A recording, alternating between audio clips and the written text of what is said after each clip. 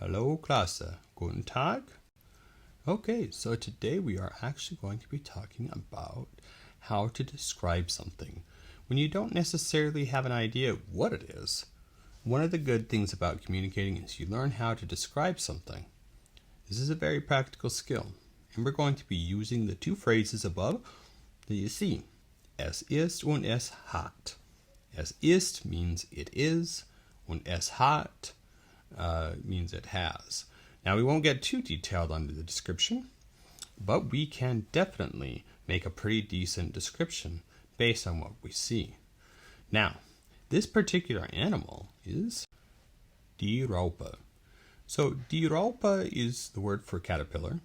But let's say, for example, you didn't have any idea what a Raupe was. You were trying to describe it to somebody.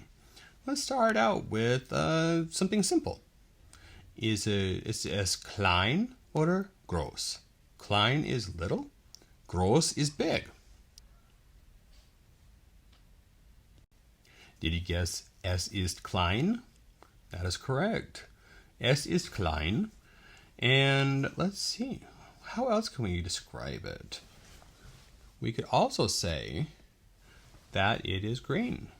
Do you remember the word for green? Es ist grün. Okay, good. Let's see, what else can we say about it? Let's say the word for cute. Es ist niedlich is the word. Now, I won't expect you to remember all of these. Niedlich is how you would express that. Now, let's say we want to say that it has a head. Es hat, right? Es hat. Einen Kopf. Einen Kopf. Und Hand. Viele Beine. This is capitalizing everything. Viele Beine. Beine is the word for legs. Very good. So now we can effectively describe this particular caterpillar. Es ist klein. Es ist grün. Es ist niedlich. Es hat einen Kopf und es hat viele Beine. Now, for this particular activity, what I'm going to do is describe certain aspects of die Katze and das Kind. And what I want you to do is think in your mind, which one is it? Okay, so first one. Es ist klein. Es ist klein. So it is small. Ist das die Katze oder das Kind? I would probably say in this case that was pretty tricky because they're technically both small. But die Katze ist klein. Now, I'm going to use the next one. Es hat vier is four, Beine. Beine are legs. Es hat vier Beine. Did you guess die Katze? Perfect. Okay. Es hat zwei Hände. Did you guess das Kind? That you did. Great work. Okay, so for the next one here, what I want you to do is look at the picture and try and say the word of what that is. So in German, this is pronounced die Blume. Okay, it's very simple to think about a flower blooming.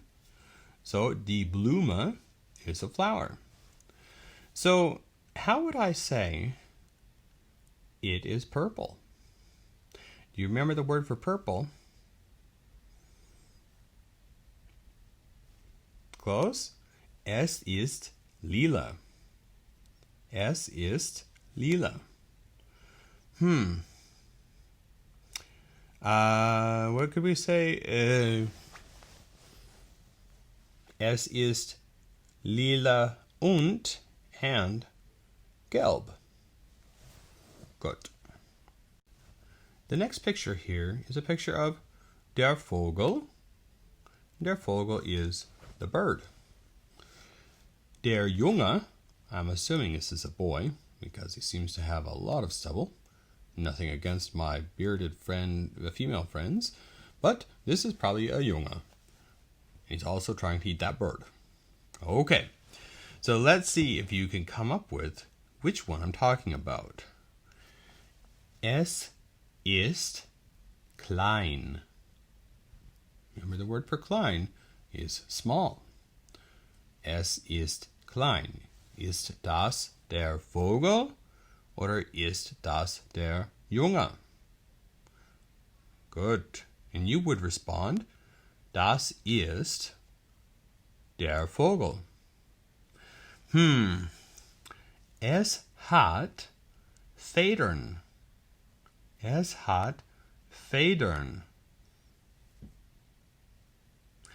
Yes, Federn are feathers.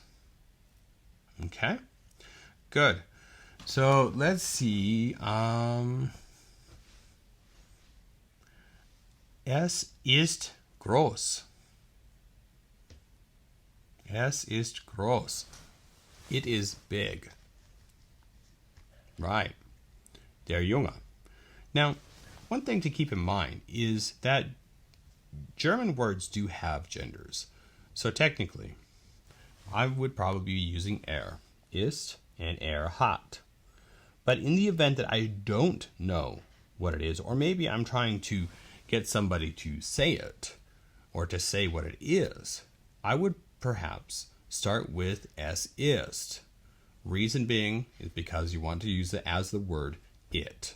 It is. So if I were referring like in English to the boy, I wouldn't refer to him as it is small. I would say he is small. And the way that we express that in German is The way that we express a female gendered item is sie. And the way that we would talk about a neutral item is es. And today we chose es because, again, if we are trying to teach somebody about what something is, we would use es. Therefore, es ist klein, es ist groß. Okay. Ausgezeichnet. That means great work.